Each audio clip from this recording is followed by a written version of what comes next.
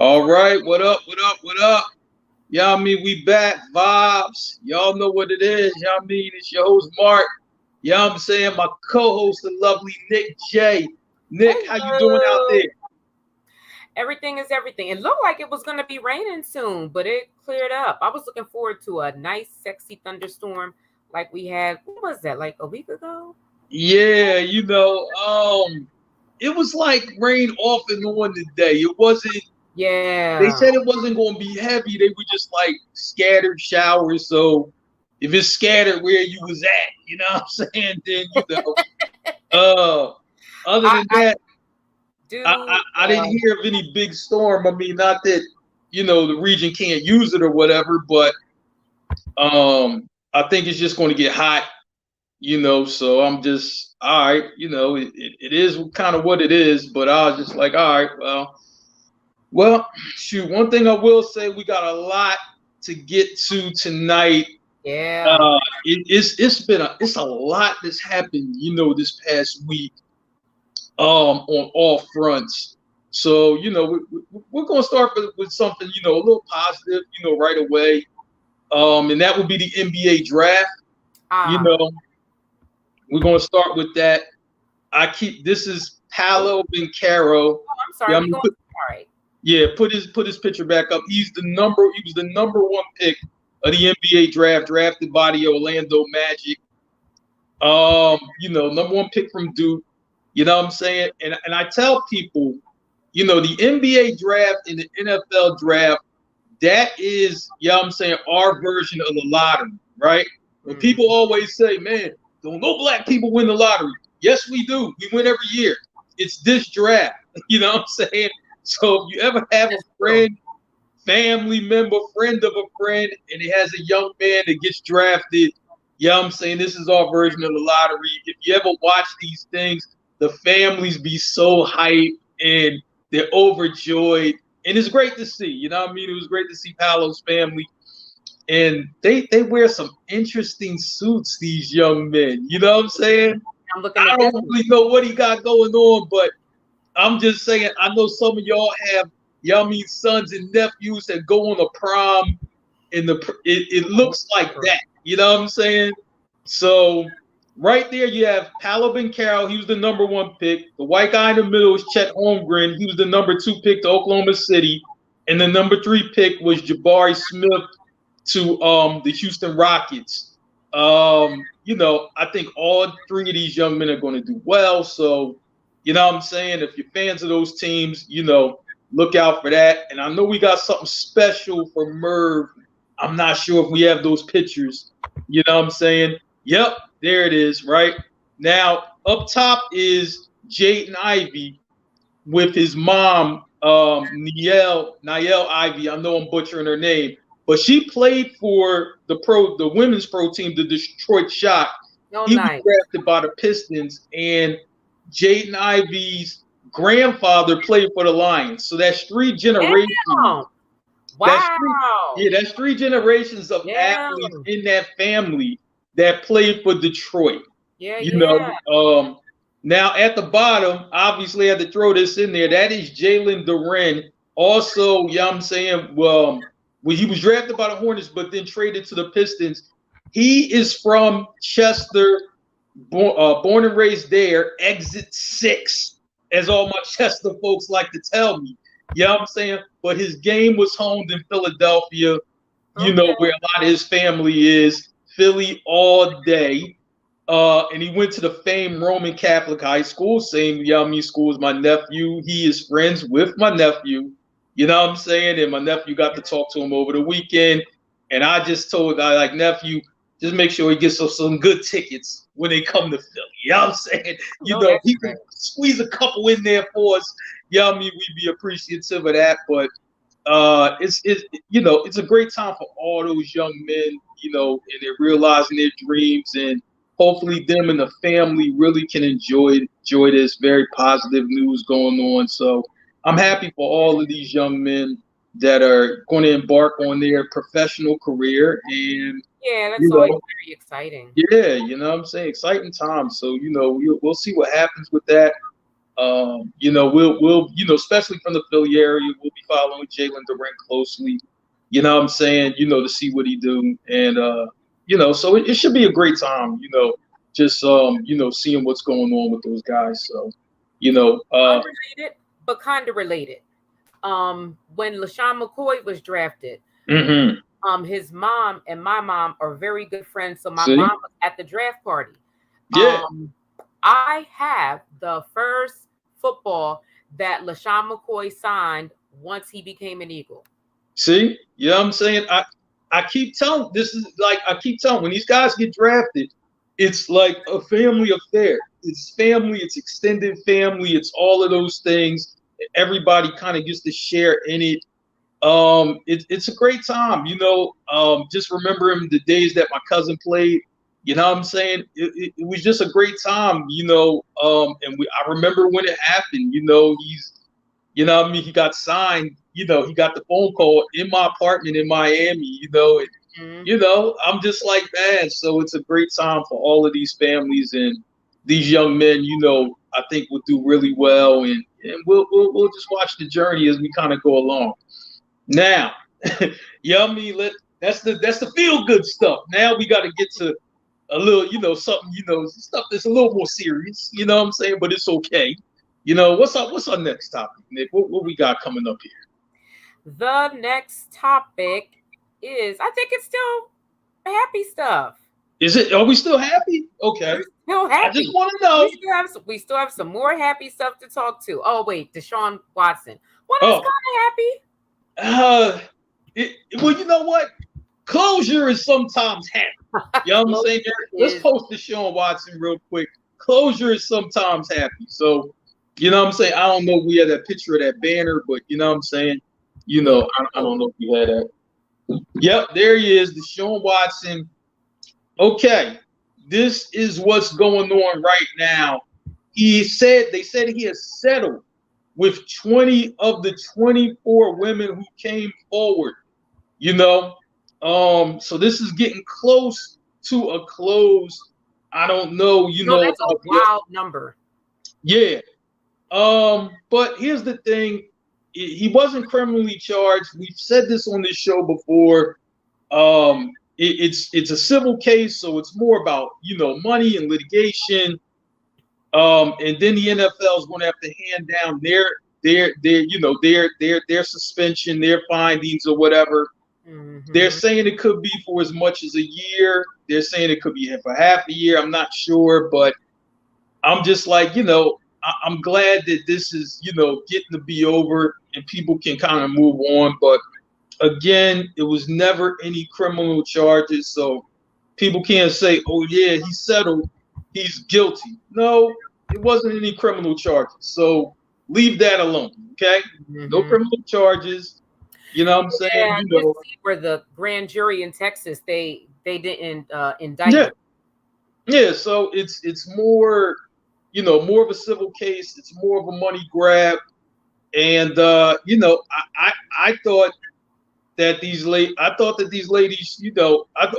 Deshaun Watson should have settled this a lot sooner, to be honest with you. I'm like, listen, even though you weren't criminally charged, you still gonna have to give up some money. You know what I'm saying? It's the way these cases go. You know what I'm saying? So, Tiger kind of played. I remember when Tiger Woods years ago played hardball with the money. I'm not giving them anything. And these ladies all ran to the tabloids and got paid anyway. So, I was just like, sometimes it's better, just to kind of make these things go away, particularly if it's no criminal charge. It's, it's only money. Like you'll get the money back. You know what I'm saying? So yeah, that's really kind of what that is. Nick, what are your thoughts on this whole thing it's about to come to an end? It's nice to see it come to an end. 25, I think it was. That is a wild number of complaints. It is. When it gets to be like a certain number, mm-hmm. Okay, you might be a little bit of a creep, but what is, but it's good that it's getting settled, yeah, out the way. What is interesting is that the NFL, what'd you say, a year or half a year? They're saying, it could be between a half a year and a year. That's what I'm hearing on, their punishment. That's like it. I don't understand how the NFL, it just seems like they just throw out random numbers here. And you know what I'm saying? Like it just. It's weird because with the NFL, like you don't have to be found guilty of anything. Just the fact that you were even in some mess means suspension. I mean, that's kind of wild when you think about it. It's just like, well, you were in it. You know what I'm saying? We got to suspend you because you were in it. Like, you weren't found guilty of anything. You know what I'm saying? But since you had some type of involvement here, we have to suspend you. It kind of really doesn't make too much sense to me, but that's what it is. At 18 being, so that's what that is. Let's move on to the next story. You know what I mean? Something else bizarre. Right. Dan Snyder. Oh, all right, so this guy, he really thinks he's like the Teflon Don. Like, I'm not going to Congress. I'm not testifying in front of Congress. Can't nobody make me do nothing. And, Roger Goodell and the NFL is just like, well, we can't get rid of him. We can't make him do anything. Really, if Dan Snyder is to be voted out as an owner of the NFL team, the other owners will have to do it. But he's, he's in good with them. You know what I'm saying? They all make money together. You know what I'm saying? And he's not out of touch with those guys. So if he's not out of touch with those guys, it's okay. But it's a lot that's been going on. You talk about accusations of sexual misconduct from all the way up till down. It's a lot. You know what I'm saying? It's a lot that's going on with. I don't know what their name is. I don't know what their name is. It's Redskins football team, Cobra Commanders. We still don't know exactly what their name is. Nick, this team has been a mess, off the field for years now. Just I mean, I'm like, the whole John Gruden thing, you know what I'm saying, and his brother. It's a lot going on. But it looks like he's here to stay. It does. Is any of this like, I don't know, you go before Congress? I'm like, if he's not going to be reprimanded and he still owns the team, he still gets to do what he wants to do. It's just something about this. It's just like it don't sound right, but I don't think nothing to be done about it either. No, and he Goodell. Last I saw, Goodell had testified, but not Dan Snyder himself. Right. I mean,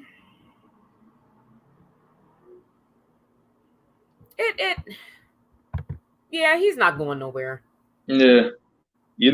I think it's one of these cases where this sexual misconduct and this kind of boys club type mentality, I think it has to be proven in a court of law. And I think it was a hush money paid cover up. So I don't know if any of this can be proven and anybody was paid. I don't know if they're going to come forward. At least allegedly, that's what they're saying. So let me not throw that out there that like it's truth. But I just don't see anything happening with this. I think the only way that I think an owner of a team gets pushed out, it has to be some facts there. It has to be some videotape. It has to be something like that. Remember the guy who owned the Clippers? And a vote. Yeah. Remember the guy who owned the Clippers for the NBA, the Los Angeles Clippers? He got pushed out because he got caught on tape. Yeah. Like, for saying some real derogatory things and the other owners pushed him out. It would have to be something like that for an owner to get pushed out. I just don't see that one happen. I don't either. Mm-hmm. You're looking at Yeah. So that's kind of what that is. Man, I guess y'all mean we're going to the Mark 5. Okay. That's it. All right. What is our first story? Pharrell, something in the water. Ooh. That hurts. That was a song.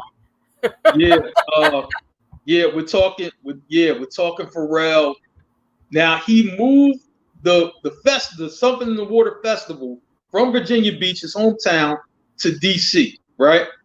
One of the reasons he moved it is because a proper investigation was not done into the murder of his cousin by a police officer, right? Said it was a cover up there. Pharrell wrote letters. He talked to, state officials and everything, and wasn't anything done. And Pharrell was just like, well, if you're not going to do nothing, I'm gonna take my festival and go somewhere else. I know that's right. And nothing's wrong with that. And Virginia Beach is crying boo hoo. Oh, well, it's like 30 million, for a city and all of that. And I feel bad for some of the people who could have worked it. But you know what, though? When your government and your law enforcement ain't in order, you know what I'm saying? I'm just like, man, I was like, if you would have did the right thing, maybe the festival, would be in Virginia Beach. But it's not going to be because y'all wanted to protect this guy. And I keep saying, I was just like, man, sometimes you got to look at the bigger picture, right? And it's just like, yo, is this one, for real rogue officer worth, losing city business and business to help your city? He's not. He's just not worth that. So since he's not, you know what I'm saying? Yeah, they fucked that up. Why would you go through all of that? And you can't be mad at Pharrell for wanting to move his festival. It's his festival. He can move it where he wants to. And Nick, what are your thoughts on all of this? This seems like a kind of a wild story when you think about it. I think that that this is a really dope power move. Mm-hmm. All right, fuck y'all. I'm moving this shit. I just think that that's a dope ass, power move. When you look at some of the people that's gonna be there, it would have attracted a lot of different people. You got Tyler the Creator, you have Uzi Vert. Oh, you have the Backyard Band. Okay. Yeah. Super dope. Yeah. Run the Jewels, Dave Matthews Band. So there was everything. There was Osuna, who is, huge reggaeton. So it's a really dope power move, and I hope that more people take stands like that. If they have that kind of money and power. Yeah, If it's your hometown for some wild shit, people gonna have to pay attention to you and take you more serious. And take your absolutely more serious. I would say like this: as soon as they said, "Oh, this is Pharrell's cousin," we gonna have to do the investigation properly, and see what if you do the investigation properly, and whatever you find is what you find. Even if you found the officer innocent, right? I'm just saying, do a thorough investigation, and that's what Pharrell asked for. But it seemed like they didn't want to do that, so it's just like, you know what? This festival, for that could bring 30 million to the city, is going to go to another city that certainly don't need 30 million, but would love to have it. You know what I'm saying? And he gave out concert tickets to all the graduating seniors. Yeah. Pharrell's doing some real good things out here. I'm proud of him. I'm proud that he took a stand and moved this festival. And maybe the city of Virginia Beach, y'all think better of things. The next time a situation comes up, and it will be a next time. Yup. Mm-hmm. All right, no doubt. Hey, Jilly from Philly. I'm gonna say like this, right? When people, ask, do Philly got bars? Do Philly, got that flow? They do. Talk your shit, Mark. Talk your shit. Jilly went toe to toe with Conway the Machine. Conway the Machine is, arguably the best new lyricist in the game, period. And Jilly, held her own on track with Conway. It's a lot of MCs, rappers that cannot say that. Mm-hmm. And Jilly did her thing, though. But one thing you know about a Philly artist, right? I'm gonna say like this: no matter what her normal background is, yeah, I'm saying a Philly artist can do a little bit of everything. Yeah, very. That's versatile. one thing about a Philly artist, because how do they get there to do that? And Nick, I know you remember the days at the Clef Club, the 5 Spot, Black Lily.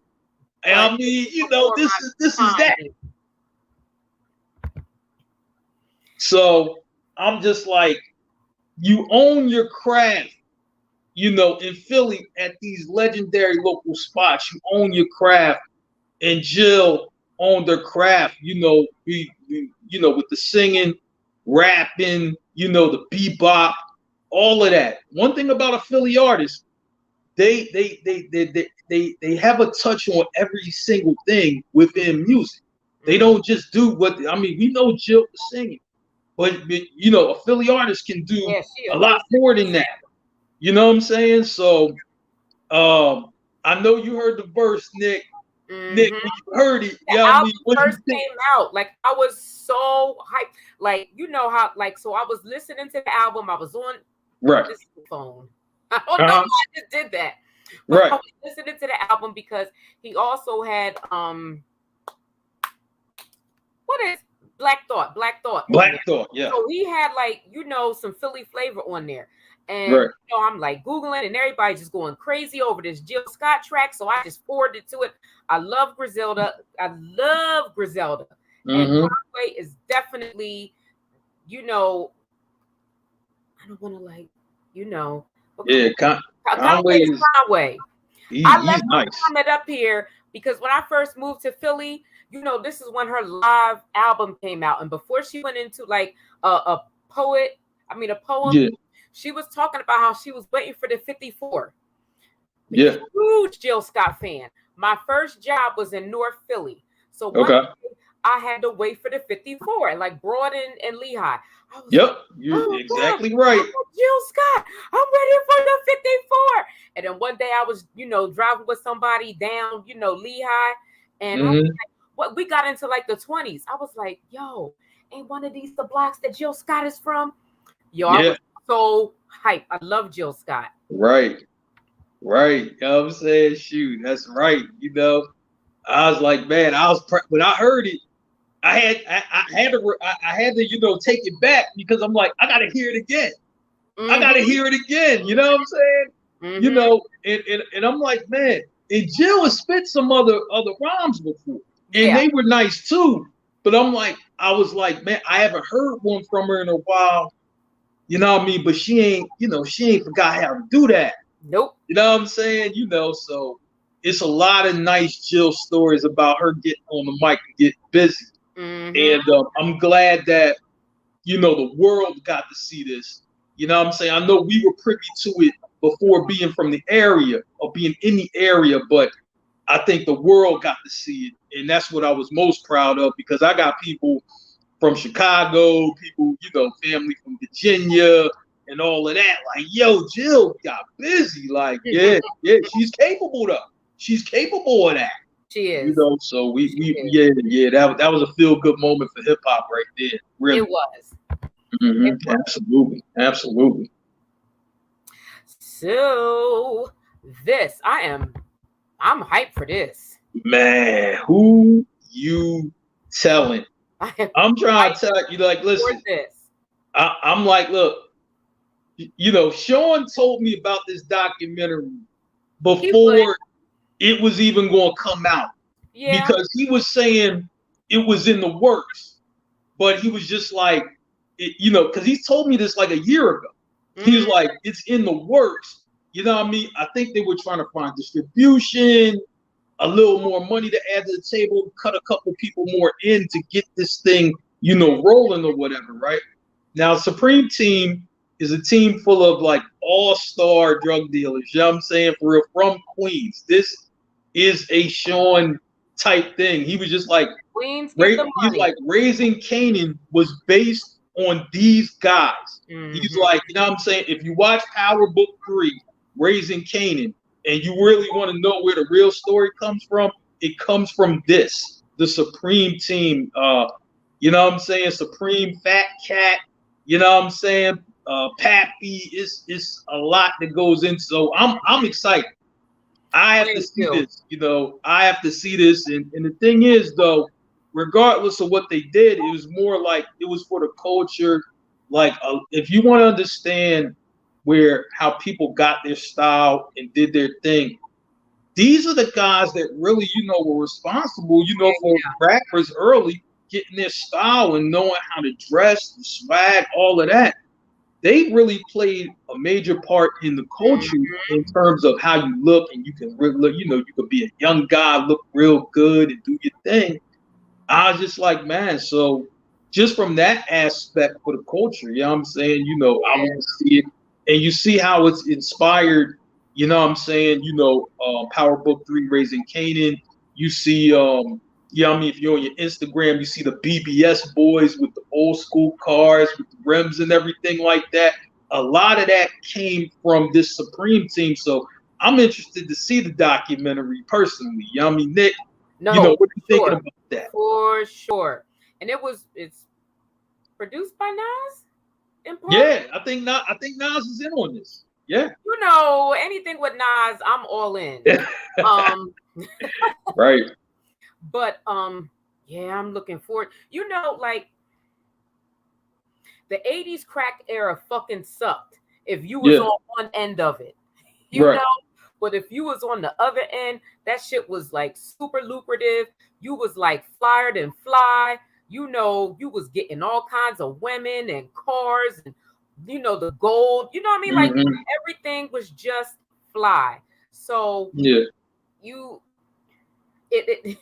fucking stuck. It sucked, but it was also a good time too. The music, you know, the fashion, you know, just that whole culture.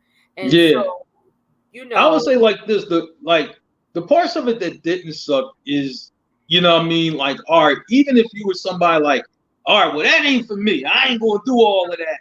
But it gave you a vision, and it gave you a real life where these guys, you didn't have to look to TV to see guys that would dress really nice and, you know what I mean, have money and all of that. These are guys that you knew, that were older guys, you know what I mean, that you knew. These are the type of guys that would give me $20 to run to the store to get them a soda, and you can keep the rest. Like, as a little kid, that's insane. You know what I'm saying? You know, in my own way, you know what I'm saying, I take from that. You know what I mean? You know, so when I see little kids, I don't have that type of money, but I know I'm giving a kid, you know what I mean, a few dollars to run to the store to get me something to drink and tell them to keep the change. I'm like, but that's where I got that from. You know what I'm saying? You know, getting the kids sneakers or whatever, new sneakers, and you know what I'm saying, it's like 5, 6 kids, you get them new sneakers. You know what I mean? That's where I got that kind of stuff from these guys, because it's imagery. And I'm gonna say, growing up, imagery is important. So even though it's just like, okay, I might not involve myself in this type of life, right? It doesn't mean I can't see the good in what I was seeing and able to apply that when I get older. You know what I'm saying? And I think that's one of the positives that you know, can take away from that. You know, I'm interested to see it. I'm waiting, you know, July 8th, I believe. So it's coming out real soon. Yeah. So, you know, it's going to be right here real soon. And, you know what I'm saying, I'm going to tune in when it does. Listen, with the quickness. Absolutely. Hey, what we got next? Also, some really great news. Hey, Do It All. This is Do It All from Lords of the Underground. You know what I'm saying? Dupree Kelly. Now that's Councilman Dupree Kelly on the left. That's Do It All, Dupree Kelly from Lords of the Underground on the right. Lords of the Underground is one of the most underrated rap groups of all time. I mean, these guys, you know, from I want to say Newark, you know what I'm saying? Tina, if you're here, please correct me, you know what I mean, for real, and let me know, you know what I mean, exactly, you know, what part of Jersey they're from. But I'm just like, man, Lords were dope. I mean, they made so many dope records in a short amount of time. they were dope, right? They And were. I know through it all, Mr. Kelly been chasing this dream, to be elected official for a while because he does a lot in his community, and he's done a lot even as a rapper back in the day, all the way up till now. So I mean, this is definitely deserved because he loves where he's from. He loves his city. He wants to do well for his city and do well for the kids in that city. I'm just like, man, and it's a win for hip hop. It's a win for the culture. It's a win, for real, for New Jersey. See this man, get to this level. I'm proud. I couldn't be more proud. It's a great moment. It's a great moment in hip hop, and I'm quite sure he's going to do very well for his city moving forward. You look at like a lot of rappers from Jersey. They're going to tell you quite a few times that they're from Jersey. Absolutely. A lot of Jersey pride. Absolutely. It's really, really good to see somebody from hip hop, use that platform, to do good and continue to do good, right. Community. Yeah, this is dope, because it was years in the making. That's the thing. It was years in the making, and he loves his city, and I love when people show pride to where they're from. It's a feel good moment because I'm like, I love where I'm from. So I'm just like, I love when somebody shows pride to where they're from and they want to do good from where they're from and do good for the people and particularly the kids. And I'm like, man, do it all. Mr. Kelly, you know what I'm saying, is going to do just that. So I look forward to following, his political career and to see what changes are made, what changes he can, have an impact on with legislation and things like that in that city, and see what good is going to come out of it. Yeah. Absolutely. Absolutely. And what is our final story on the Mark 5? That was 5, Pharrell. Oh, shucks. No. Wait a minute. We got one more. We have one more. We have one more. And this is another big move. This is hip hop personified. Lupe Fiasco is a professor at MIT. That's insane. Huge. That is huge. I'm like, that is great. Like, he's a professor at MIT teaching hip hop, and I'm like, Lupe Fiasco. If you ever, if you hear him rap, that's a very intelligent brother right there. But if you hear him speak, though, he comes across even more intelligent. I'm just, this guy is self-aware. He kind of knows, where everything is. He really, wants to do well for, for the culture, for where he's from, for the kids. And the fact that somebody like this is teaching hip hop, I'm like, man, this is a course. If I was at MIT, sign me up. Yeah. I want to take this course, and to be honest with you, I'm going to try to follow along. I'm like, listen, Lupe, just throw a lesson plan out there at me. I just want to follow it. I mean, I know I ain't getting a grade for it or nothing, but I just want to see if I can do it though, so but I think he's going to be really good. So I looked at an article and he deleted the tweet. I guess a fan had, tweeted him asking him what he's gonna teach. I do not understand this at all. Maybe somebody does, maybe you do, Mark, but I don't. So the tweet was deleted, but it said syllabus isn't built yet, but I'm thinking it's fruit to be had in looking at neuromorphic computation through the lens of rap as a lossless data compression model with a dash of energy efficiency via redefining Landauer's principle applied to cytoarchitectonics and some rapping. Wow. That is some super smart shit. Yeah. Hey, Facebook user. You know what I'm saying? We don't know who it is, but we're saying hello anyway. I'm gonna say like this. What this class is about. So I'm gonna say shows what what MIT is. MIT is like the top tech school. in the country, if I'm not mistaken. And Lupe Fiasco is teaching there, and he's been found qualified to teach there. You know, it's on like a, you know, like it's a new program, you know, in order to get, you know, Black people there, you know, they're having, you know, different professors come in, but you have to be qualified to do that. Yeah. I didn't understand that sentence, but Lupe did, and the students at MIT, you know, I'm sure that they did. And I'm quite sure the faculty and the deans and, you know, the president, I'm quite sure they understood, you know. But I'm going to say like this, hip hop is being taught at a lot of different colleges now. You can take a class on hip hop. You can take a class on the culture. I mean, they're teaching about The Wire at Harvard, you know, one of your best schools in the nation. So I'm like, the culture, you know, affects everything. And this is just another part, you know, for this. And if you have not listened to Lupe Fiasco, I would say, Yummy, just go listen to him. Yeah. It's a track that I like that he was on with Rick Ross and Wale called Poor Decisions. And he really was breaking that down, you know, as far as being, you know, from, you know what I'm saying, you know, certain areas, you know what I'm saying, and gaining success, and then looking at the decisions in the lens of what you could and should do. So, you know what I'm saying, if you want to know anything about Lupe Fiasco and you want to sum it up in a nutshell, Rick Ross' song Poor Decisions, which features him and Wale, listen to his verse. You're going to see what I'm talking about. All right. You know what I'm saying? Now, you know what I mean? For now, we know we the Vibes, but we got something special for y'all. You know what I mean? This is the hottest topic in the country and in the world. You know what I mean? In the country and really around the world. We're talking about the overturning of Roe versus Wade.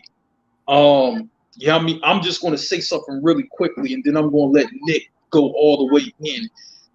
This really sparked some outrage. I mean, and it was immediate, and I'm like, man, you know, it was protests that erupted everywhere. If you were in Philadelphia, like I was, right, I was stuck on 6th and Marc. I literally was stuck on 6th Street trying to make that right turn because they had the whole thing blocked off by the Liberty Bell. You also had protests walking all the way up Market Street, Broad Street to City Hall. So it was hard to get around when it broke out. And I caught it on my Twitter, but I was too late because I was turning on to 6th Street. And I'm trying to tell you, sorry for driving erratically, you know what I'm saying? You know, to get out of there or whatever, the cops had pulled me over. Really nice lady, you know what I mean? For real, nice Black woman pulled me over. I made a left turn on Market Street, which is a big no-no, you know what I'm saying? You're not supposed to make any type of left turn on Market Street. I did to try to get out of traffic. But she was nice. She let me out of the ticket, you know what I'm saying? And she didn't cite me or anything. And I was just like, you know, I didn't know, you know, what was going on. And then she kind of really, you know, educated me, you know, like, yes, Roe versus Wade was overturned. And we had a nice conversation, like about a good 5-minute conversation just about that. You know what I'm saying? And the impact, you know what I mean, that it would have. And I'm trying to tell you, to be honest with you, you know what I mean, if I could go back in time, I'd get pulled over again just to have that conversation because it meant that much. You know what I'm saying? So, Nick, the floor is yours. You know what I'm saying? You go ahead and just kind of just speak what's on your mind about this whole thing and kind of educate us about what women and decent men need to do, you know what I mean, for real, to fight this fight right here. You know, so it was funny because they came out, people came out, you know, that day. Planned Parenthood, you know, was out that day. And of course, when the opinion and everything was leaked, you know, that's what really got people going. There were some rallies down City Hall and, you know, around the convention center. Right. There were people coming from all over PA, you know, and I'm sure that they were out there all over. But this is really, now that it's done, like it has really sparked a fire under people. Mississippi had filed a lawsuit, and it the whole way up. No, excuse me. I think somebody had filed a lawsuit against Mississippi. Okay. Mississippi was making abortions illegal after 15 weeks. And Roe versus Wade, made it up to be about 24. No, I think because there were some post-term. There was, I'm thinking back to my criminal law class, because there was a lawsuit actually here. Casey, the old Governor Casey versus Planned Parenthood. And then that's when they came up with the heartbeat law for Pennsylvania. If you can pick up a heartbeat, on like the thing that they hold to your stomach, then, which is like around 24 weeks, they'll stop, you're not allowed to get an abortion here. But it's just so weird that this is what Mississippi is worried about, and I get it. They're religious. They are like part of the Bible Belt, and that this is their interpretation, in what they believe. I'm not saying that everybody in Mississippi, but Mississippi is like first. It's like in the top 3 for obesity. It is like, last. It's somewhere in the bottom for education. It is one of it. Very unhealthy. They just have bigger things to worry about than abortion. Okay. If your people are poor, if they are earning far less than the median income in the whole country, if they are unhealthier, hey Rika, than a lot of people in the country, if they are, uneducated compared to a lot of people in the country, this should be your focus. And this is not something that's new. Mississippi has been this way for a long time. I myself, if I were to get pregnant, I would have some awful decisions to make. Awful. I was talking about Mississippi, honey. You said South Carolina too. But I have epilepsy. I have adrenal insufficiency. I don't make adrenaline naturally. I have to take, fake adrenaline. I have, hypothyroidism and a lot of other stuff because my pituitary gland doesn't work.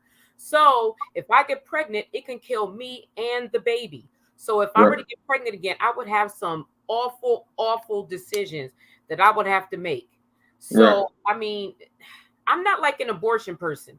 I have 4 kids. Obviously, I'm not an abortion person, but that's for me, like how I feel, what I believe. It should not be up to, old ass white men who, who probably can't even get it up to have sex. A woman who is probably post menopause. You know what I'm saying? Like, it's just, and once you are appointed to the Supreme Court, you are there for the rest of your life or until you resign. Clarence Thomas and he wrote a separate, opinion than from Justice Alito, the majority opinion. Because of what they used to overturn Roe versus Wade, he is saying that we could use, that and other arguments to come against marriage equality and birth control. They're not going to stop there. Like, it's nuts. It is insane. I have a woman that I'm in love with. One day I might want to propose to her. Right. It's so fucked up. Like, leave us the fuck alone. Yeah. If you're a man, you don't want to marry a man, don't marry a man. If you're a woman, you don't want to marry a woman, don't marry a woman. If you are pregnant and you don't want to get an abortion, don't get an abortion. If you are a person, you don't want to use birth control, whether it's condoms, birth control pills, or whatever, don't use it. Like, why do you have to do shit to Yeah, it's just a bit much. I could go on about this a long time. Yeah, absolutely. I just, I did want to talk about it. Yeah, and the thing is, it's a very hot issue. Nick is you're going to come back next week, and you're going to revisit it. You know what I'm saying? On Around the Way with Stacks, and we're going to revisit it, and it's going to, I'm like, because it's fresh. You know what I'm saying? I'm just like, man, and Nick, I know you have 1,000 more thoughts, but I think Nick is going to be able to add even more context. You know what I'm saying, to this going on. It's so crazy, that a woman could be raped, and it's like, oh well, she gets pregnant. Oh well, you gotta have it. Like, that's wild to me. You know what I'm saying? That's wild. Oh my good Lord, Rika, that is awful. See? And ectopic pregnancy is deadly. Yeah. See that? That's awful. See that? So it's a lot going on. I'm gonna say like this. I think a lady had told me they fought the good fight when this happened. I want to say in Brazil or Portugal. Portugal, that's the country. Portugal, right? And I mean, they forced the government to turn it back the way it's supposed to be. It took a little while, but in Portugal, you know what I'm saying, they were able to turn it around. And I'm hoping that, everybody really needs to stand up for this and fight the good fight and get this thing turned around one way or another. You know what I'm saying? I know the governor of California said, they're not telling me what to do. Abortion is legal. You can come to California or whatever. And I think more governors need to step up and be like, you know what, we doing it the way we doing it. We not going to listen to that. Mm-hmm. So it's going to be more. Governor of it's going to be more to. Absolutely, it's going to be more to this story. Nick Yami is going to come back and talk about it next week. I'm quite sure we'll touch on it on Wednesday as well. So, we're just going to have to keep with the updates. We're going to have to fight the good fight on this one because it's needed. Absolutely. All right. So we're going to get into the happier or funnier. So we're going to get into the main. This is part one of the main topic versus the R&B special. I'm like, man, this reached a lot of people. A lot of people really tuned in for this versus, right? And right now, I'm just like, when people watch versus, I have to ask, are people more interested to see the performance or the train wreck? I'm not sure why the people are tuning in, but they're tuning in for one or the other. And this right here was a train wreck of a show. From the beginning. From the start. Ooh. I'm just like, all these guys were on stage and only one of them could sing. Now, here's the thing, you know what I'm saying? Before anybody says, auto-tune era and everything, this is kind of like before the auto-tune, right before the auto-tune era. You know what I'm saying? So these guys. It was, Rika. These guys, recorded, understand they probably changed all their vocals to sound really good. When you went to the concert, probably the record was playing, the track was playing in the back. You know what I'm saying? So they could kind of do their thing, dance and do all of that stuff. But I'm going to say like this, just if I'm perceived as a singer and I really can't sing, I mean, just me, I don't know if I want to embarrass myself, you know what I mean, and go out there and try to sing when I can't sing. And here's the thing, these guys made these records 10, 15 years ago. So even a great singer, I heard Tank, he did an interview and he was just like, the songs that I made almost 20 years ago, he's like, I can't even hit a lot of those notes now. And Tank can sing. Like, this is a guy who really can sing. But he was just like, it's hard because he's like, notes that you were hitting on songs at 24 are harder to hit, when you're 40. You know what I'm saying? I mean, some people, just have a timeless voice and they can hit whatever note they want. We seen Mariah Carey do that last night. You know what I mean? We will get into that.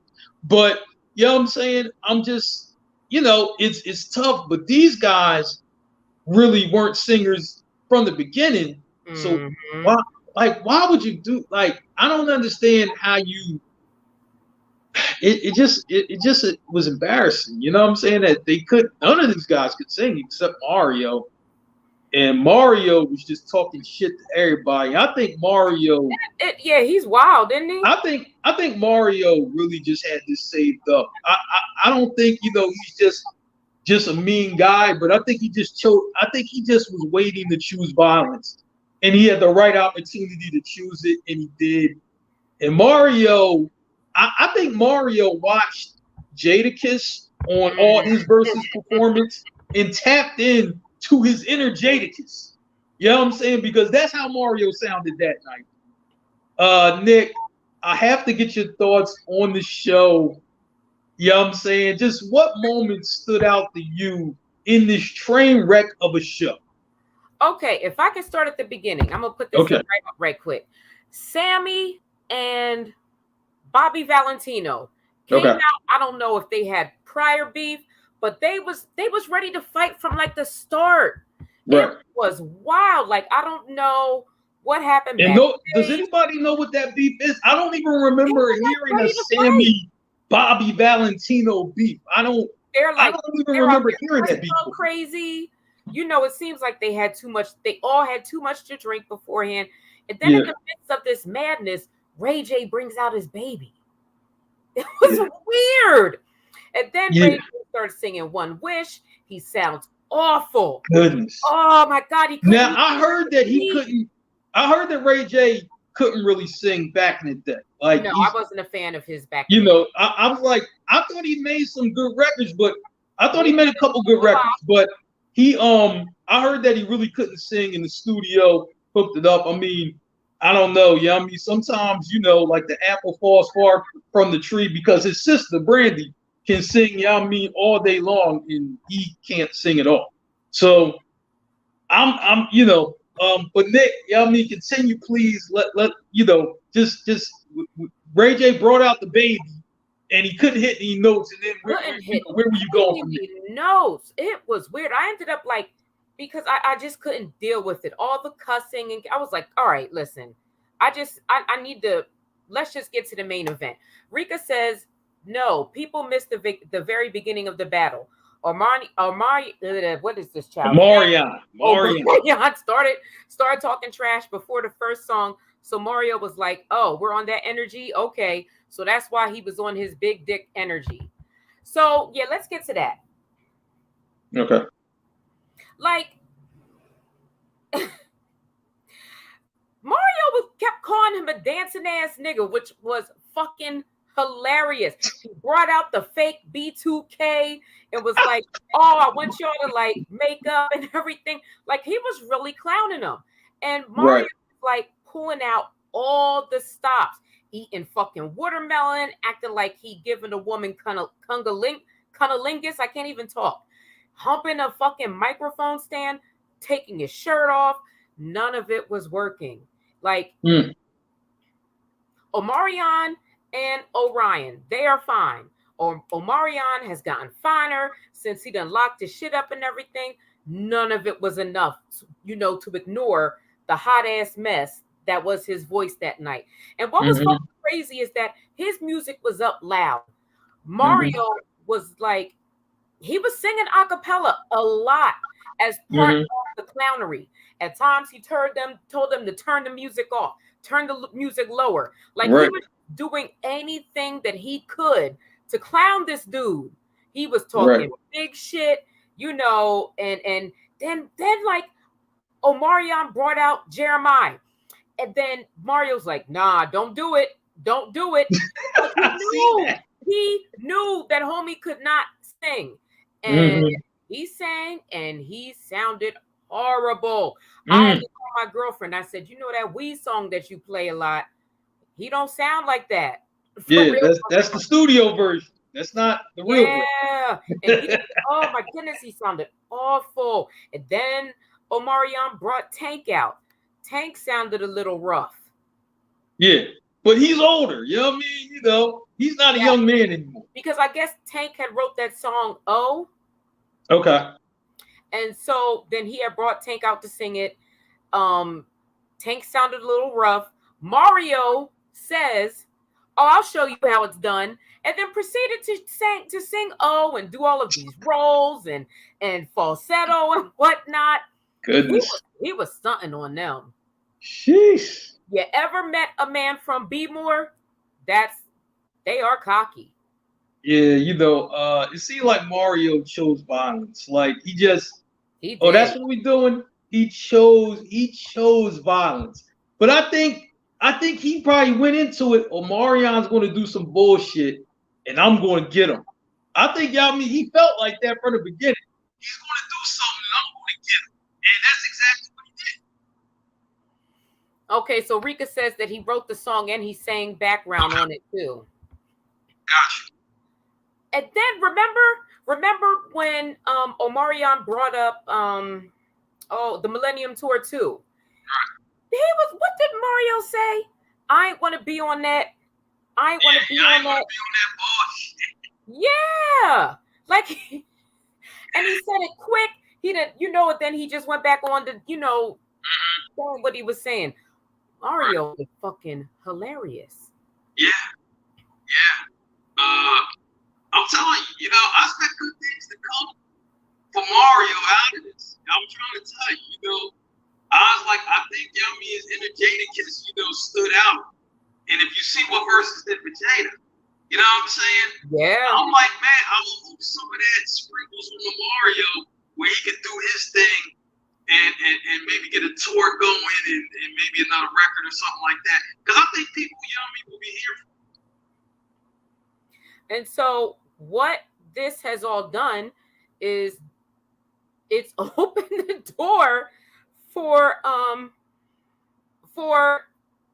how did it start? Did the B2K people, Rika? I know you know. Did the B2K other members start the shit? And then Omarion called them backup dancers, which then let the door open for them to let loose. Definitely did. It did, because the memes were going back and forth, the Instagram comments were going back and forth. And it kind of broke down the facade of Omarion. Yeah. Because everything was going on first with his baby mom and all of that. She was with the other member of the group, and he said, I'm unbothered, I'm above that, or whatever. Clearly you weren't. No. Because, I'm saying, you were just like, oh, this is the perfect time to take shots at these guys. And he didn't think they were going to shoot back, but they did. You know what I'm saying? And it was like, basically, they said Chris Brown basically stole your whole lane. Like, you know what I'm saying? That was your lane. And Chris Brown came in and took it and never gave it back, which actually is true, because look where Chris Brown is. You know what I'm saying? He's the king currently right now. So I'm just like, it was just something that happened, Oh, okay. So Rika says that in the verses, Omarion said that he did all of the singing. Oh. Okay, so he was wild. I'm not a B2K person. I'm not. But if it's a 4-person group, come on. One person is not going to do the singing like that. Yeah. Then I mean, I didn't even know the names of these kids. I just know Omarion because of Touch. Yeah. Really like that. I think it started out with Marquise Houston and Omarion. I think it started out with those guys first, right? You are right. Okay. All right. Somebody, Rika, if you can walk us back on that, I think he was in that mix first, and then the group, and then Marquise Houston did his own thing. And obviously, Marquise Houston, singer, actor. Yeah. So, what I'm saying? Obviously, he had more opportunities than the other guys or whatever. So I think that's how it started. You know what I'm saying? But I'm like, man, they were really getting in their bag, on the gram and stories and everything like that. They were giving Omarion the business. So I'm just like, it was crazy. I was like, they were definitely giving Omarion the business with that. Oh shit. Okay, this is right. Rika says then Mario told him stop lying about singing all of those vocals on the B2K album when Steve, the lead singer from Troop, did most of the vocals on their first album. Y'all remember Troop, right? Yeah, I thought he said that he did a lot of Omarion's vocals. Oh, okay. All right, that's how that went. Okay, you know what I'm saying? Omarion out here capping. Not good, young man. Yeah. Interesting. You know what I'm saying? Oh man, but I'm like, you know, even though this Versus did numbers, right? Do you think that Versus needs to scream?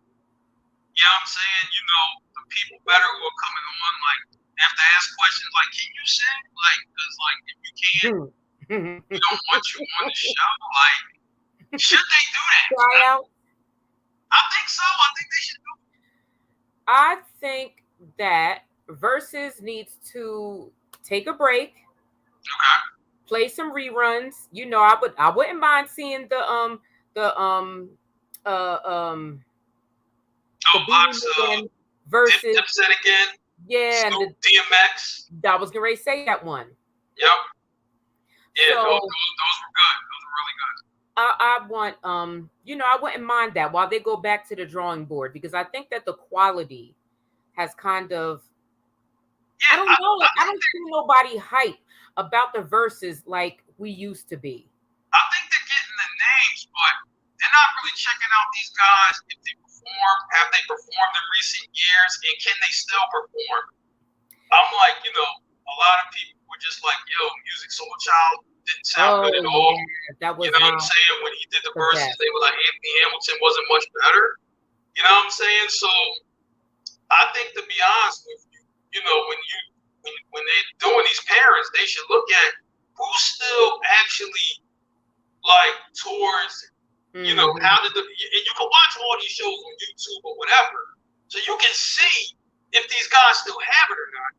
Like, I think, to be honest, like if the people at Versus aren't doing that and they're just throwing stuff together for the name, that's like a culture vulture move to me. You know what I'm saying? Oh, well, people watch because of the name. I'm like, why don't you give them a quality show? You're the one, you know what I'm saying, that's putting it on, you know what I mean, for real, Versus, Fight Night Triller, all of that.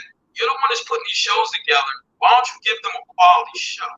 And I think, you know what I'm saying, and see, they're also involved with that celebrity boxing stuff, right? And this is why people, you know, were upset with the last Jake Paul fight, because they were just like, this is not quality fighting anymore. You know what I'm saying? It looks rigged. You know what I'm saying? And that's not what the people want to see.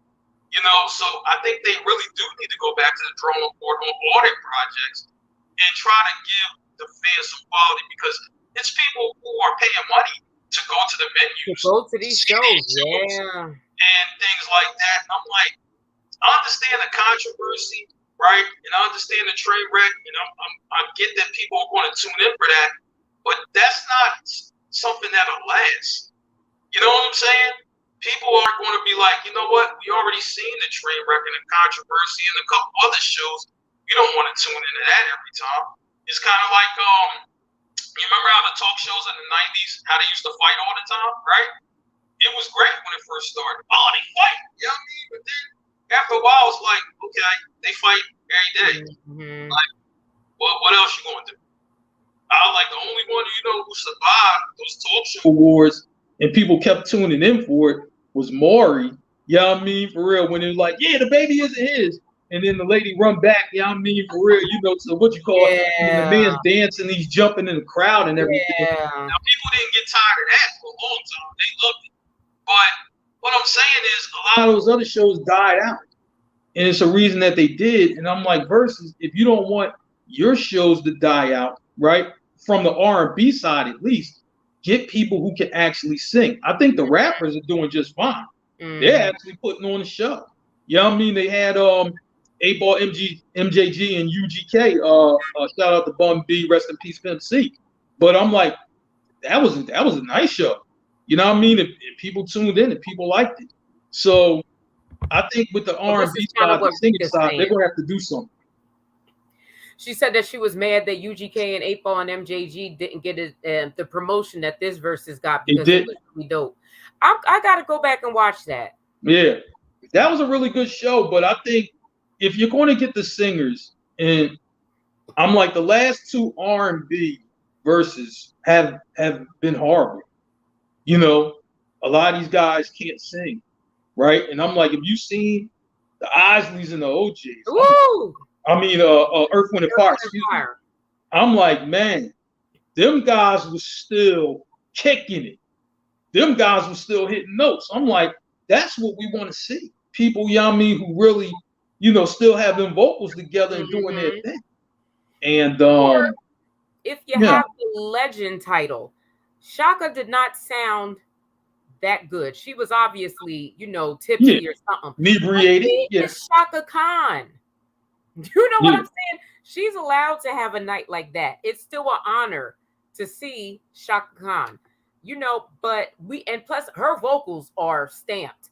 We all know that she can sing. Yeah, absolutely.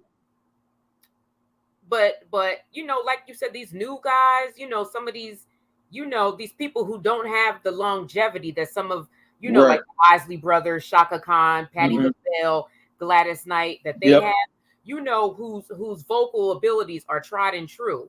Like, I mean, to me, I'm gonna say like this. I'm just like, listen, I understand they just had the Millennium Tour not too long ago, came to a few different cities or whatever.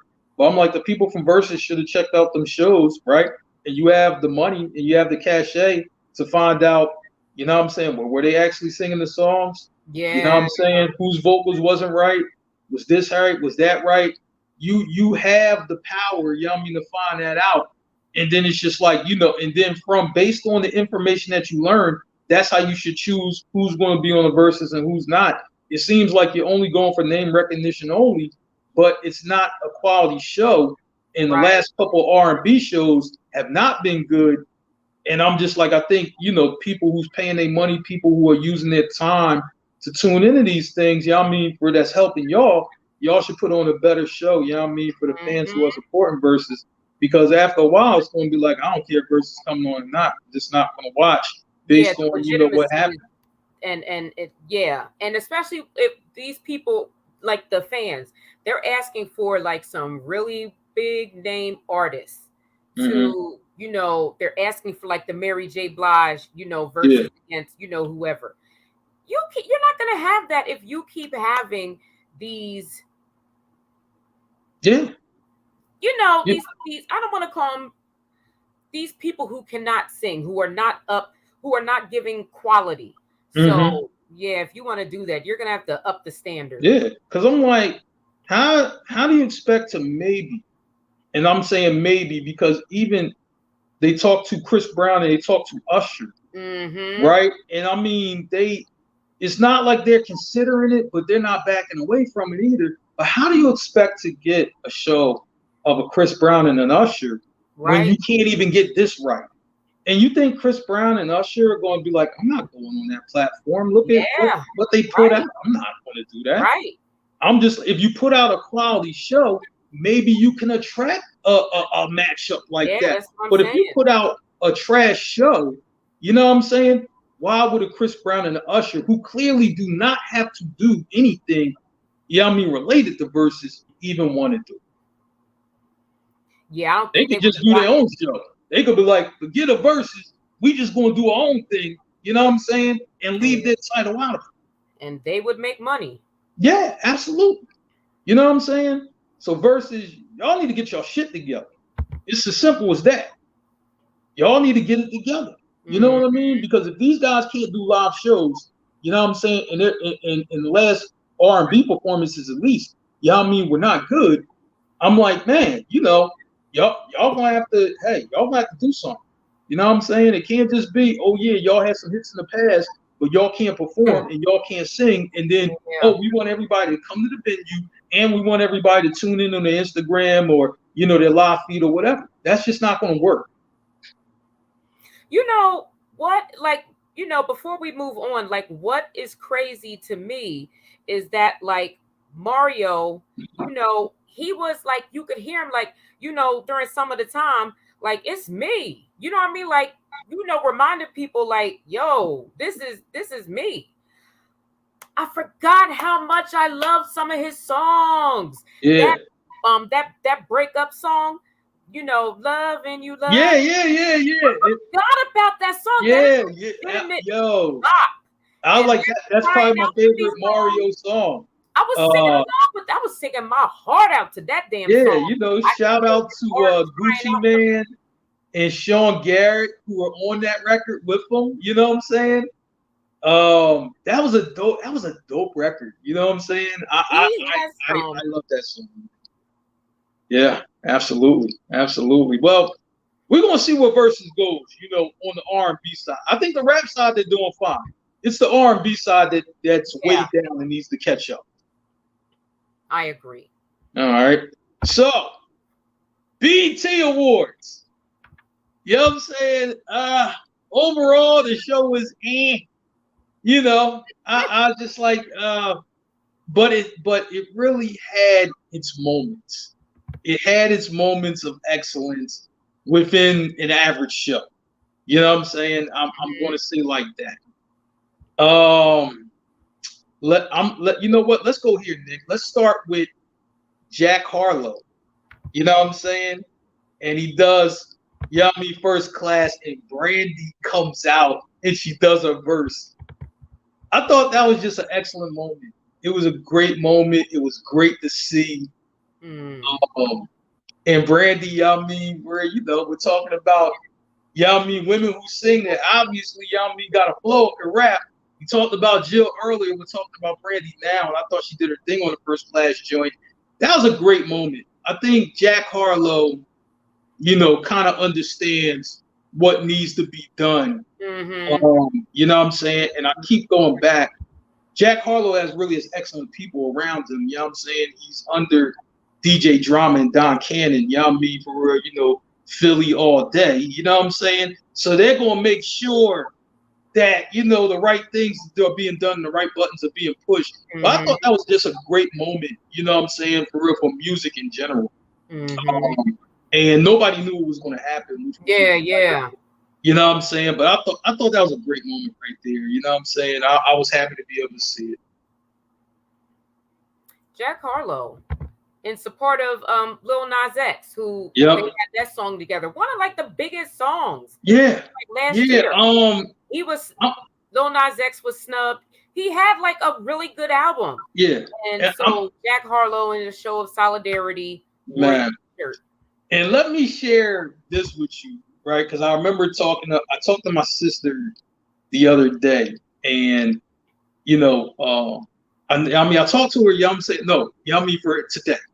And no, it was yesterday before the awards came on. And I was just like, Lil Nas X isn't going to be on or whatever. And she was like, well, didn't he have some big records? Like, why wouldn't he be on there? I think, I'm saying, to be honest, talking to my sister and talking to my brother, I think it's biased, from one of the executives at BET, and just saying, well, we're not going to have Lil Nas X on. And I think it was it the last BET Awards where he kissed the guy or something like that, or one of the award shows where he did that? It was. Okay. I think one of the executives from BET held a grudge against that, because they probably, like you'll have like a showrunner or something like that, and they'll tell the artist, like, look, we're not going to have none of that. Don't do that. You know what I mean? You heard it back in the day, when NWA would do concerts and, don't do the Fuck the Police song, or we got a problem. I think they told Nas X, you know what I'm saying, not to, like, listen, don't kiss no guy on stage, don't do none of that. And he did it anyway, and then they held it against him.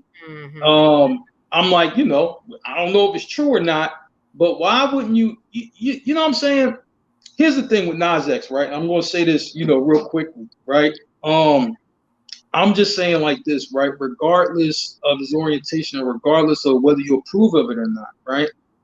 It's, I'm saying, he's a black artist, and a black artist always wants to be honored by his own people.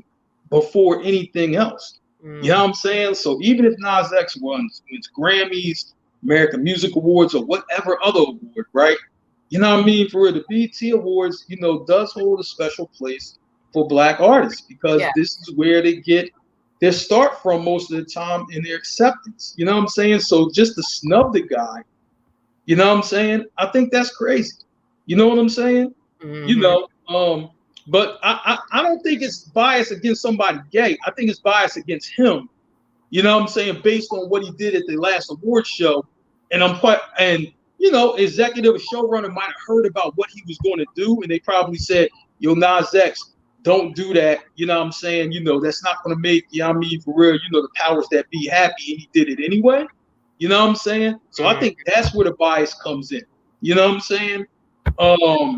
But you don't snub a guy. No. You know what I'm saying? And not only did they did that, they said artists from Colombia, you know what I'm saying? This wasn't said publicly, right? But they said artists from Colombia, we really don't want them there, right? Not that, Beyonce's on Colombia. Obviously, if Beyonce wants to do your show, she's going to be able to do your show, no problem.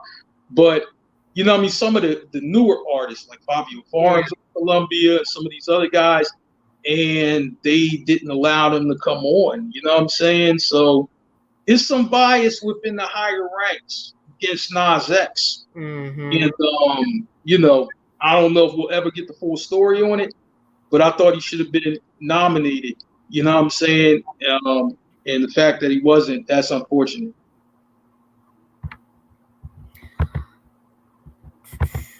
So, all right, cool.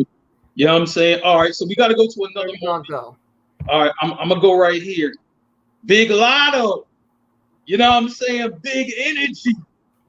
And she brings out Mariah Carey. That is big energy. Another big moment, Nick. When Mariah Carey came out, hitting those notes the way that she does, what were you thinking when you seen that? So, I just... again, we're talking about people who, who have proven chops, as they say, so Mariah is huge. Yeah. She is a huge star. So for Lotto to be able, to have a joint performance with her, man, that's crazy. Yeah. That's crazy. I'm quite sure because, Mariah, she has her diva, reputation, I'm not saying that it's not unearned, but I'm quite sure that she's very discerning of who she gives her time to. So it's huge, that she gave some to Lotto. Yeah, I thought that was a big moment right there. You know what I'm saying? Because I heard they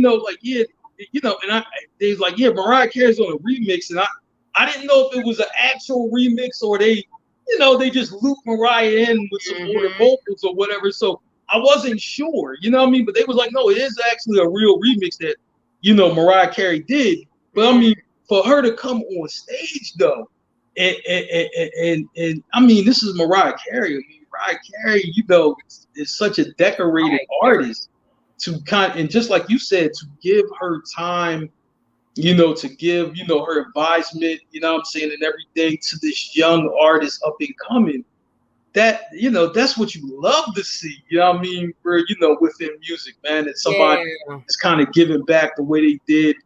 Obviously, you seen Kirk Franklin do that when he accepted his award and he gave, for real, to that group. And he was really talking about this, that people take, for real, the power, and take the throne, and then they'll bury themselves with it. They'll die with it. And he was just like, no, you got to pass that torch. He passed that torch to that other gospel group coming up. And I'm just like, you want to see more of that from, your older artists, particularly your legends, whatever, they're in. You want to see them give back. I always say this about Nas all the time. Nas always has those younger New York artists on his record, and he does their records. You talk about Fabio Foreign, A Boogie, you know what I'm saying? The dude Quan. So you like to see that. But he got locked back up, unfortunately. Yeah. Few guys do, but I'm just like, man, but that's what you're supposed to do. Just, he does do that. Dave East. Yeah, absolutely. But we gotta go, to this, the man of the hour, the man of the night, and it's a lot that goes on with this, right? Now, here's in the beginning, this is Diddy and Mama Combs, and Diddy with the pink suit on. I'm gonna say like this, I'm like, props to the guys who could pull off an all pink suit. I just personally can't do it. I can't do it. I can't do it. You know what I'm saying? Yes, he did. Yes, he did. Yes, he did. She asked, did Nas do a song with No, they did something together. They did something together. Yes, they did. Yes, they did. I'm just like, I can't do a pink suit. You're not going to see Marc in a pink suit. It's just not going to. Maybe you can listen. Pull off. I'm gonna say, as far as the furthest pink I went was have a pink horse in the polo shirt. That's about as far as pink as I went. You know what I'm saying? Not even a pink polo shirt with like the blue horse. Huh? Not even the pink polo shirt with like the blue You know horse. what? That's my brother. You know what I mean? Shout out to my brother Mo. You know what I mean? He didn't rock the pink and the pink shirt with the pink tie and the black suit. He didn't did all that. I just can't pull off the pink. I'm not there. You know what I'm saying? Maybe, but you know what? My nephews, I've seen them do it, so I'm happy that my brother was able to pass the torch down to them. It skipped over me. You know what I'm saying? I keep telling people. Fashion torch. I always tell people, listen, all the cool suave shit went to my brother. It didn't go to me. You know what I'm saying?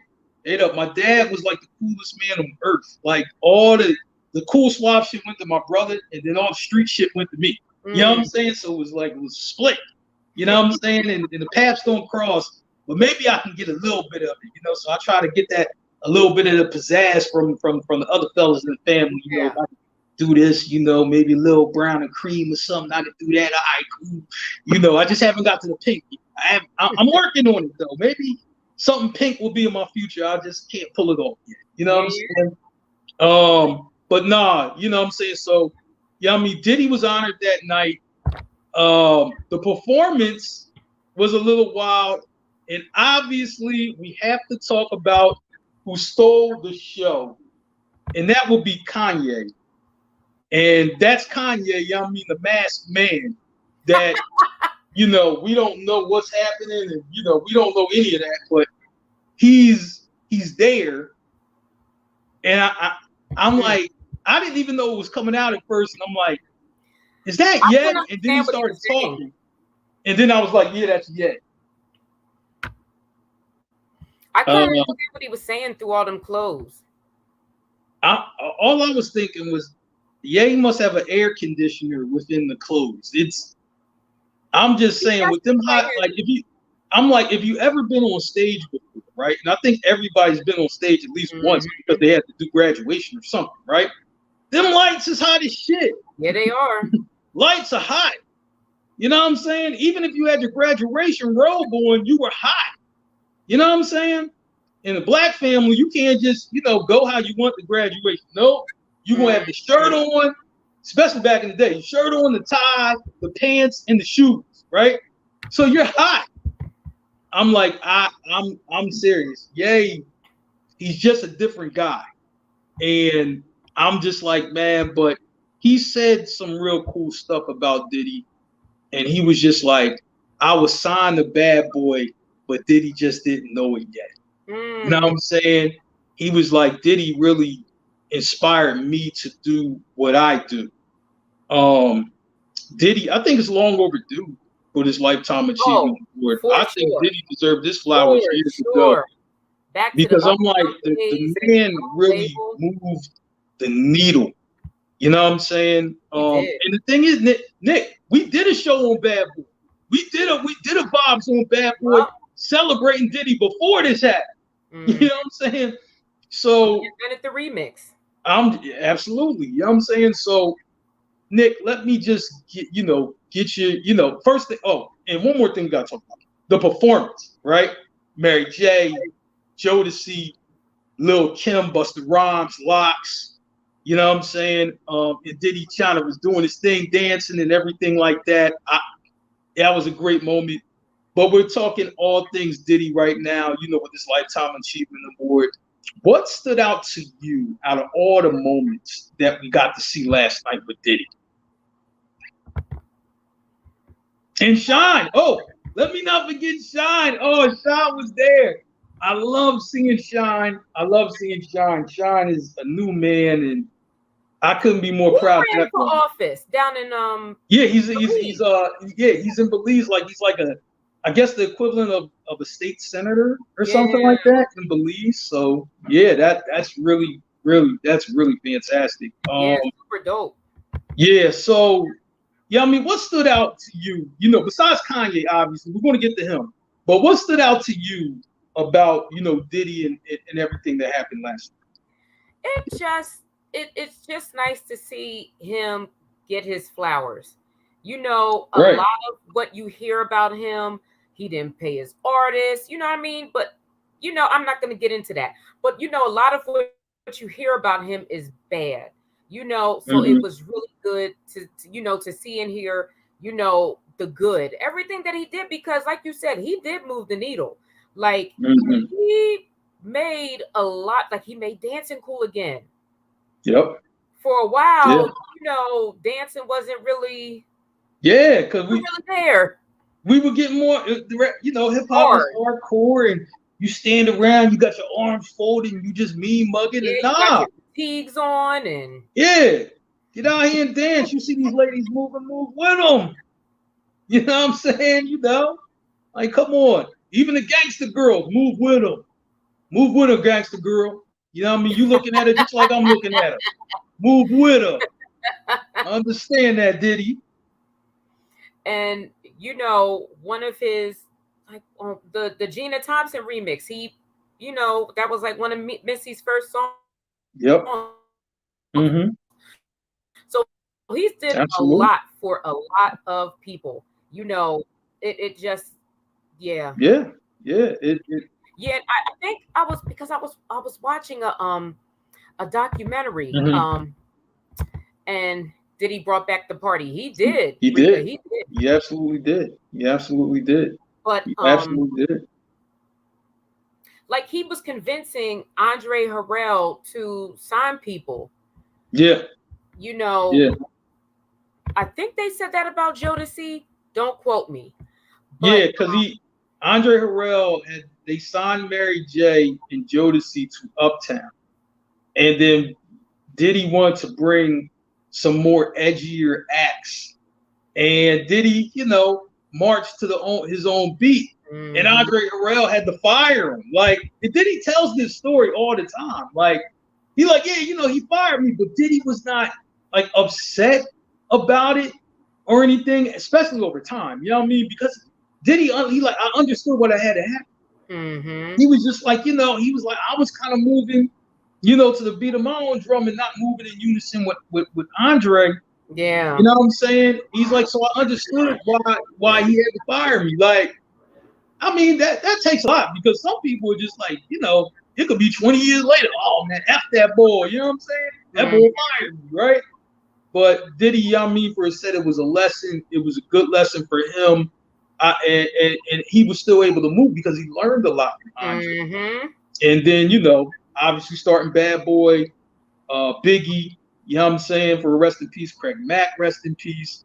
You know what I'm saying? But he had those guys, and then obviously making the band, like one of the making first the band. That was like one of the first modern day reality, like Star Search like type show. Yeah, I'm gonna say like this, man. With Diddy and that making a band thing, with them angry singers, right? When he did the boy band, them guys were like angry, ready to fight. And then Diddy comes in there, sing, right? You know what I mean? And they angry. You're like, you ready to fight and you're singing. I'm just like, I don't know if you could ever recreate that type of moment on TV ever again. You know what I'm saying? I'm like, Diddy just is innovative. He's an innovative guy. You hear the stories about like Usher, where like he had Usher running around a pool, hopping over pool chairs and all this stuff while he's singing. Like he really trained people to, for stardom. Yeah. You don't have that nowadays. Yeah. And you look at the team that he had together, you know what I'm saying? You know what I mean? I know I'm forgetting her name, but she was like the dance choreographer. He had Michael Vibez there. He had Harv Pierre there. They had a lot of people who were like really good with artist development. They had their areas of expertise. I'm like, if Diddy's on a project, it's if you really want it, you can be the star that you want. You just have to want it. You know what I'm saying? He will put everything else in place for you to be a star. It's a fact. But I'm like like I said, it was long overdue. I'm glad that he got his flowers. You know what I'm saying? Particularly, when we talked about the BET Awards, you want to be honored, in front of your own people. And 100%. I'm glad that they were able to do that. I hope BET can kind of go back and maybe they can make peace with Nas X, because Nas X, after he was hurt by that, not being nominated. Then he took a shot at him on a song. Hopefully they can all put that behind them and they're able to do that. You know what I'm saying? Because I'm just like that. It's about the performance. It's about it's about the culture and everything like that. And hopefully BT can kind of, they can make amends and do these type of things, you know what I'm saying? Because I'm like, you want, more people on this, you know what I'm saying? And I'm like, who wasn't inspired by Diddy? Everybody, for us seem to be inspired by Diddy, particularly from the new generation, because this is their Quincy Jones. This is their Motown. This is that. We forgot to mention Sean John. Yeah, Sean John. Clothing label and the cologne. Yes, absolutely. Absolutely. He really had his hands on the pulse. And remember when we were talking about the Supreme Team earlier? Where do you think a Diddy was birthed from? You think Diddy didn't see stuff like this? You know what I'm saying? And maybe I can do something like that. I might not go the route that they're going, but I'm influenced by the fashion. I'm influenced by the material. And maybe I can do my thing someday. You know what I'm saying? In which he ended up doing. So that means something. Ingrid says she was on the fence about Keisha Cole, but he made her sing on that Press Play album, and she's been singing like that since. True. Facts. And Rika said that he was hazing her on last night. Okay. Yeah, What is that song on that album? Well, I'm gonna say like this: Diddy wanted the best out of you, and if you're working with him, he's gonna, Babyface told the story last night. He was just like, man, he was like, no, you gotta come better than that. This is Babyface. Babyface is like the crooner of crooners. You know what I'm saying? Come on, yeah. You know what I'm saying? But I'm like, man, when you know what I'm saying, are coming at a guy like that, and Babyface was already a legend, you know what I'm saying? But you're just like, look, I need you to dig deeper because you could do better. And Diddy always with his artists, he wanted them to see them at their absolute best. You know what I mean? If he's working with you, he wants you at your absolute best. I'm just like, nothing's wrong with that. You know what I'm saying? That's a great way to be. And I think some artists that he had couldn't see it. You know what I'm saying? So he had to, look, I got to move on from you because you're not giving me what I know you're capable of. You know what I'm saying? So some of those artists who were disgruntled and everything like that, I'm like, he wasn't giving them their best. And that's why they're disgruntled, because he moved on from them. You know what I'm saying? Nothing's wrong with that. I think Diddy, he just had his hand on the pulse, still continues to have his hand on it. I'm like, he's still out here making records. He has the record with Bryson Tiller. You know what I'm saying? He has a record with Bryson Tiller right now. People like the record. So I'm just like, man, and Diddy is doing this to the young girls. Young Miami. You know what I mean? Carisha. I need Carisha to I need Carisha to calm down. Even JT was kind of like, okay, girl, but right, absolutely. Carisha was not trying to hear that. Nah. So, Yeah, but you know what though? I'm telling you, I like their energy together. I just, you know what I mean? Because I think it's two people that kind of enjoy having fun with each other. You know what I'm saying? Might not get more serious than that, but that's okay though. Yeah. You know what I mean? I think it's two people who just enjoy being around each other, and sometimes you can see that. You know what I mean? With two people, even if it's just like, oh, are y'all married or y'all thing? I mean, no, we chilling, right? But you can see the fun and the enjoyment that they have with each other. So I'm just like, hey, keep that. Energy is a big thing. You know what I'm saying? I mean, because some people be in relationships and the energy is dead. Like, it ain't no energy. Like, goodness, why are y'all even together? You know what I'm saying? I like, if you don't have no good energy, I mean, it ain't gonna work. You know what I'm saying? So I'm an energy person. I like to see that. Carisha knows she's the good time girl right now. Yeah, well, hey. I mean, listen, Carisha raps about good time guys, so it levels out. Yeah, it's working. It's working. You know what I'm saying? It's working. Hey, have that good time.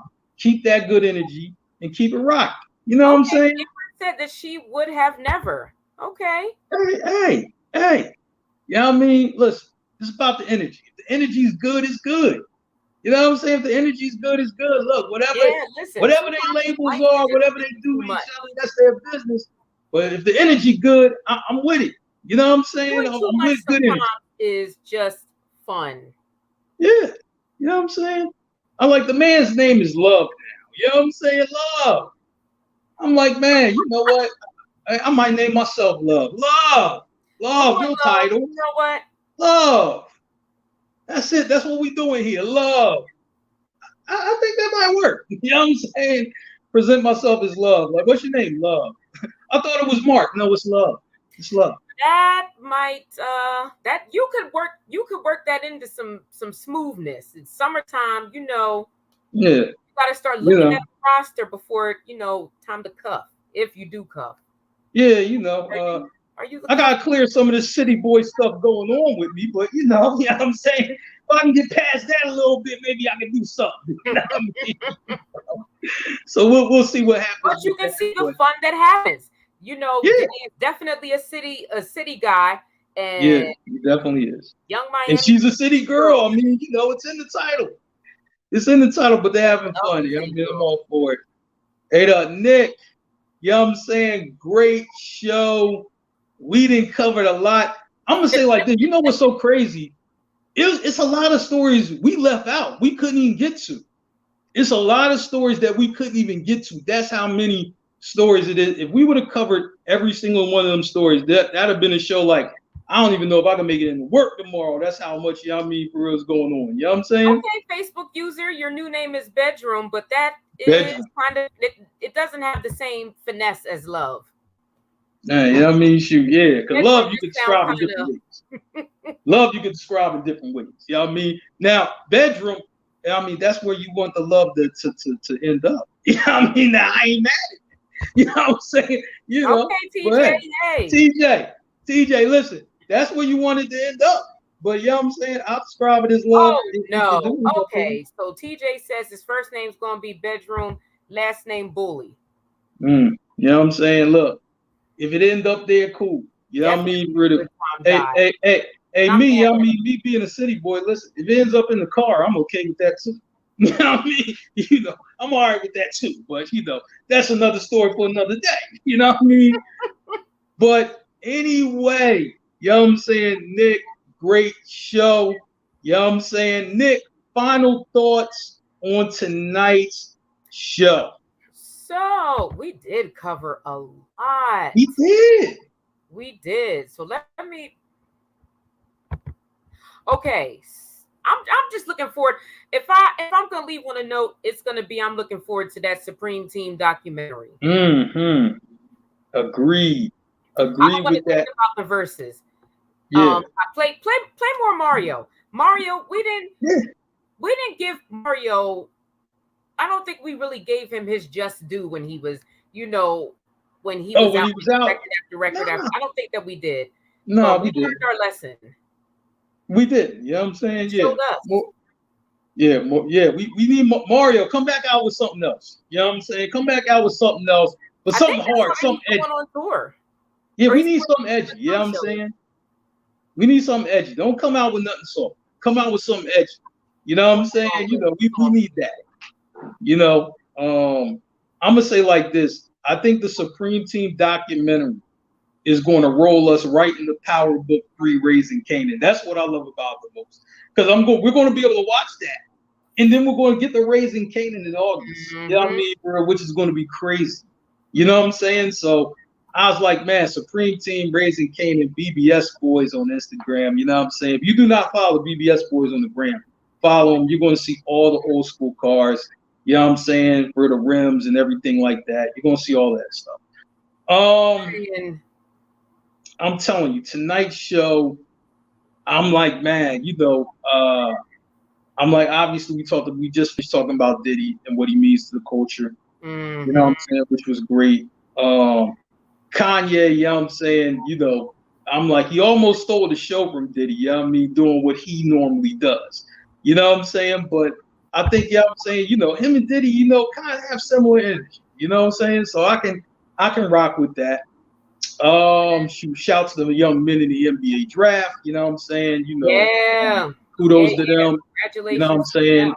You know, you're talking about young men being able to take care of their families. You know what I mean? That's always an important thing. And like I said, that is our lottery, right? If you play the lottery or whatever, that ain't our lottery. You know, you might like, Powerball's for $350 million. Okay, you might not win that one. You know what I'm saying? But guess what? Your little cousin. Nice, but. Yeah, I mean, now your little cousin who hooping or play football or whatever, spend some time with him because that might be the guy, you know what I mean, where, you know, end up somewhere. So spend some time with him. That might be your lottery might be like, you know what I mean, for right in the backyard. That might be your lottery right there. So spend time, you know what I mean, for real, you know, with little TJ, you know what I mean, or something like that. Spend time with him. You know what I'm saying? Nah, but I'm gonna say like this, you know, you know what I mean, for Jill Scott, Brandy, you know what I mean, for real, you know, getting on the mic and tearing it down, that meant something, you know what I'm saying, you know, seeing them do their thing. So it was just a good night for the culture in general. I'm like, the last few days have been really, really nice for the culture. And I want to see it continue. You know what I mean? If you haven't listened to God Don't Make Mistakes, like, why? Yeah. That's Conway's last album, the one with this song. Yeah. You know what I mean? Yeah. Check that out. The Griselda, that's Benny the Butcher, West Side Gun. You know what I'm saying? A lot of good stuff from the brothers over there. A lot of good stuff from them brothers over there. So check them out. Well, you know what? That's our show. Let me shout out these sponsors. You know what I'm saying? For Bobby Blackjack TV. You know what I'm saying? Zingo TV, channel 198, channel 199, Mile High Radio. Always rocking with us. You know what I'm saying? And shout to the team. That'll be Sean, Merv, Stacks. You know what I'm saying? For Tina B, Street Team General Tayson, Becca. You know what I'm saying? So tomorrow, you know it gets wild. You know Merv is on there with Tayson. Obviously, they're talking P-Valley. I'm trying to tell you, these P-Valley conversations are insane. Just the conversations that I read on my social media, they're insane. Merv's going to bring you all that. You don't know what Merv going to do. You have no idea. We don't either. You know what I mean? Yeah, he'll probably be drinking something crazy. Yeah, especially if you drink. You know what I mean? If you're drinking, it's going to be more crazy. You know what I mean? Wednesday pod, you know what I mean? We're always, you know what I mean, having some fun on there. You know what I mean? Sunday, you know what I mean? We're going to try to get that, you know what I mean, for, you know, back rolling or whatever. Happy birthday to Mel. Happy birthday to Mel. You know what I'm saying? For, you know, happy do birthday. Your thing. Yeah, I'm going to tell you, if you follow Mel, and you know what I mean, you're on the God's Podcast page, Mel got like a whole photo shoot going on. It's like 175 pictures of Mel. I'm like, Mel can do about 15 calendars if she wanted to. You know what I'm saying? Right about now. Gorgeous woman. You know what I'm saying? Yeah, and Mel looking good too. You know what I'm saying, bro? So shout out to Mel. Happy birthday. Enjoy it. You know what I'm saying? And everybody tune in tomorrow. Merv and Tayson show. You know what I mean? And then you're gonna come back Monday, you know what I mean, and that's gonna be Stacks, you know what I mean, for with Nick J. And we're gonna dive into some more topics. I'm like, it's one that's coming up that we were talking about earlier, you know what I'm saying, about the old guard of sports media versus the new guard. You know what I'm saying? That topic's going to be coming up. And I'm going to say like this, and I think I'm going to jump in on that. But the old media, you know what I mean, the way y'all talking about some of these young black, you know what I mean, athletes, it ain't right. It ain't right the way you speaking about them. We're going to speak on that. You know what I'm saying, on Monday.